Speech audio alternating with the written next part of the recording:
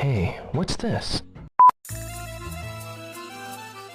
Where the heck has this guy been? And who the heck are these guys? And why is this guy associated with them? What the heck is a jerboa? Have you guys seen a jerboa before? Oh my god, what is that? I'm sure they have some kind of backstory for me to talk about, so welcome my children to the TheMentok channel. This is Origin Oracle, the segment where I take video game characters and talk about their origin stories. So let's get right to the point. Fang the jerboa, or Knack the weasel, or whatever this guy is called.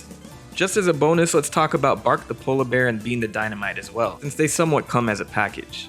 He'd make his debut in a game known as Sonic the Hedgehog Triple Trouble, released in November 1994 for the Sega Game Gear, Sega's handheld console at the time. If you had one of these, I hope you had enough batteries on you to keep it running though. This game was actually a sequel to another Game Gear game known as Sonic Chaos. And in Japan, these are both known as Sonic and Tails and Sonic and Tails 2. So way before Rouge the Bat, Fang would be introduced as a thief and treasure hunter, butting heads with Sonic and Tails as they journey to find the 6 Chaos Emeralds. And yes, I said 6 Chaos Emeralds. These things rarely make sense in the Sonic canon, so I guess they live up to their name in general. You mean the Chaos Emeralds?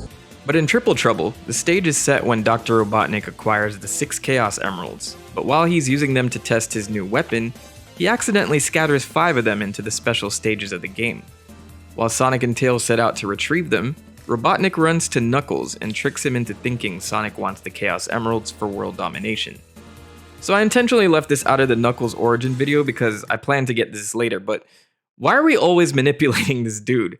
Anyway, while this duo is trying to stop Sonic in his tracks, Fang the Sniper has already collected 5 of the emeralds, so he'll have to be confronted at the end of most of these special stages to get the emeralds back. Since Sonic is taking on 3 major antagonists, the game was aptly named Triple Trouble. The Japanese manual would go on to describe Fang as a treasure hunter who lives in subspace. It says he's a cunning scoundrel, but he's a cheapskate. Although he tries hard to sneak around and outsmart others, he often has a mischievous streak where he falls short in the end. He's proud of his flying motorcycle though. I love reading how simple some of these profiles are. It's like Sega looked at the horoscope that day and put it on paper for some of these characters. Also, I'd like to point out that this manual says that Knuckles is also known as Knuckle. This makes it sound like this was his edgy Hot Topic teenage phase. So Sonic and Tails track down the Chaos Emeralds and eventually encounter Knuckle at Tidal Plant Zone. Once they beat him, they have a final showdown with Metal Sonic, and then Fang, who quickly escapes once Robotnik arrives in his final boss gear. And of course, he's defeated once again by Sonic and Tails. With all the Chaos Emeralds in their possession, Sonic and Tails make amends with Knuckle, and they fly off in the tornado. So that's more or less the plot here, with Fang driven by pure greed in this story. There's actually an awesome fan game version of Triple Trouble by Noah N. Copeland, and it's rendered in 16-bit. So it looks absolutely gorgeous. Go check that out if you can. So as usual, let's talk about Fang's conception, because this story is kinda interesting too. Fang was created by Tadashi Ihoroi and Shinichi Higashi, who were in charge of planning and design respectively for Sonic the Hedgehog Triple Trouble. During the development phase, they named the character Knack, which ultimately was changed since it was very close to the Japanese pronunciation of Knuckles. So listen, I'll give you an example. Naku, Nakazu. Yeah, y'all didn't know I spoke Japanese. So because of this possible mix-up, they ran a contest in a gaming magazine known as Shukan Famicom Tsuchin, and the name Fang the Sniper was picked as the name for Sonic's new rival. Funny enough, they were planning on naming him Jet before that idea was completely scrapped. But that name would be eventually given to Jet the Hawk, who was a part of the Babylon Rogues. But we'll get to them at some point. In Western countries, Knack would be kept as his name, since the difference between Knack and Knuckles was pretty apparent in other languages. So for us in the West, Fang was known as Knack the Weasel. Higashi would base the character as a jerboa. Wait, give me a second. So Higashi would base the character on a desert rodent in North Africa and Asia, known as a jerboa.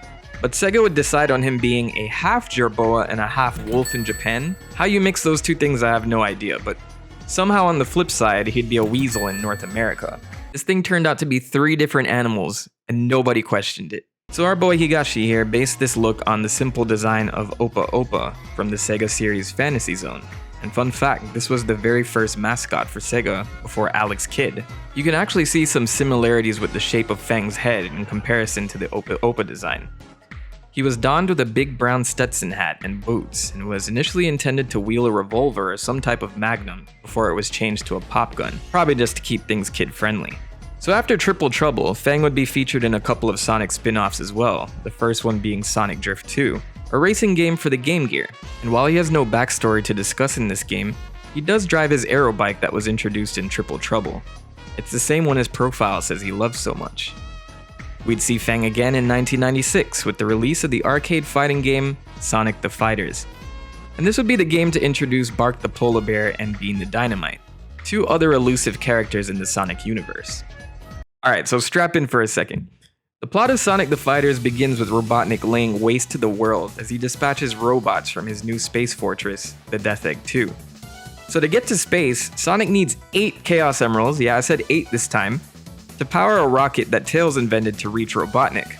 The caveat is, it's a one-seater. Hey yo, what the fuck? So, meanwhile, the Chaos Emeralds are being guarded by Sonic's friends across the world, with one being stolen by Fang at some point. This leads to Sonic and Knuckles bickering about who would be worthy to take Tails' one-seater rocket to face Eggman and save the world. So instead of saving the planet, they decide to hold a tournament and wager the Chaos Emeralds and the fate of the world on the winner of the tourney.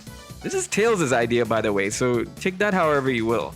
So for some reason, Bark and Bean are two of those chosen guardians of the Chaos Emeralds, even though they've never really appeared before. Bark the Polar Bear specifically was designed for Sonic the Fighters, to add a character to the roster that was large but a slow and powerful fighter at the same time. If you think about all the Sonic characters up to this point, no one really fit that criteria in 1996. His home course in the game was Aurora Icefield, where he protects the Yellow Emerald. Bean the Dynamite, on the other hand, is a woodpecker who would serve as the guardian of the Green Chaos Emerald, and is one of the fastest characters in the game.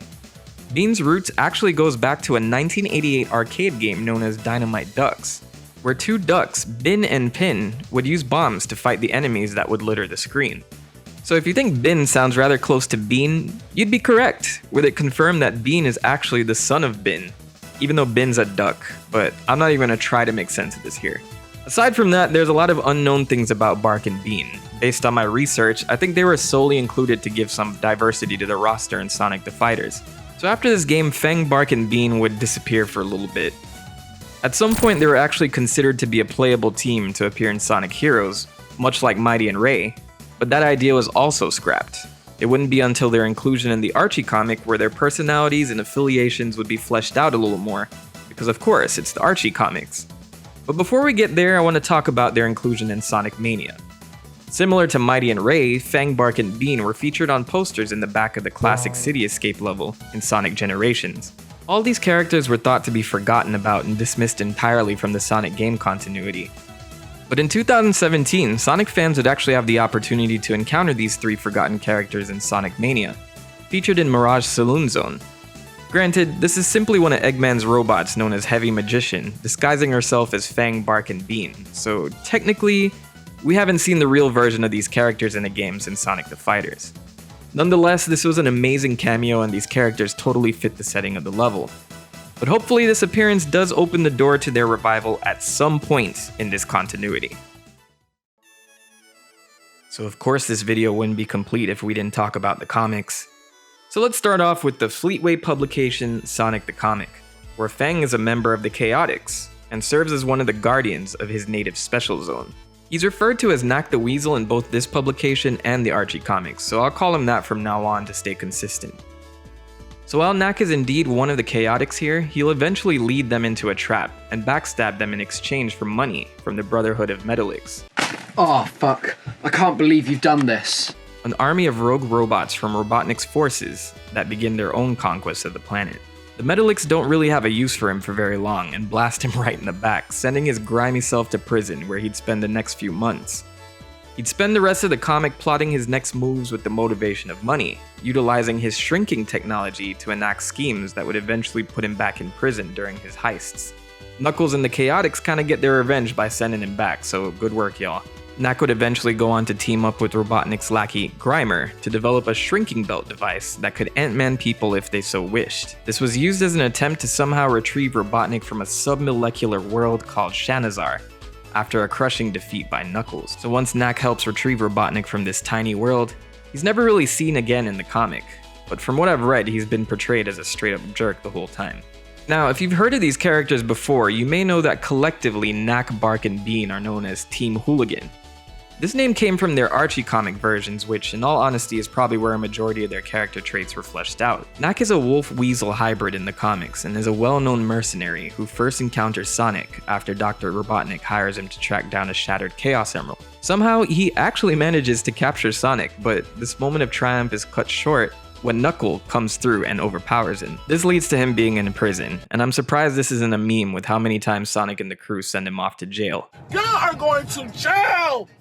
Period! In the Archie continuity, Knack has a twin sister named Nicolette the Weasel, who has a deep sibling rivalry with her brother.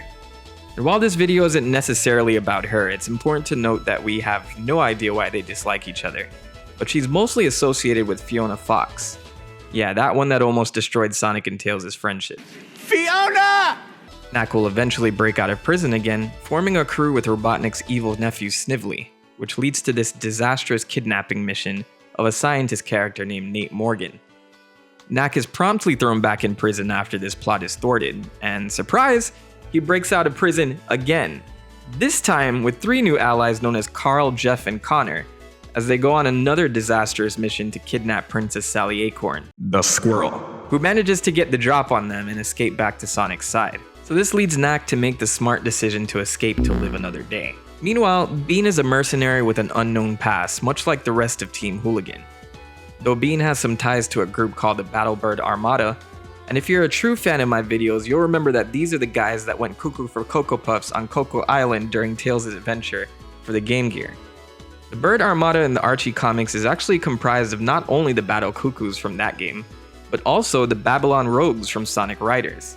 And I did kind of make a connection to that in like the first Tails origin video. Like, funny enough, I had no idea that this was actually put together in the Archie comics, but of course it is.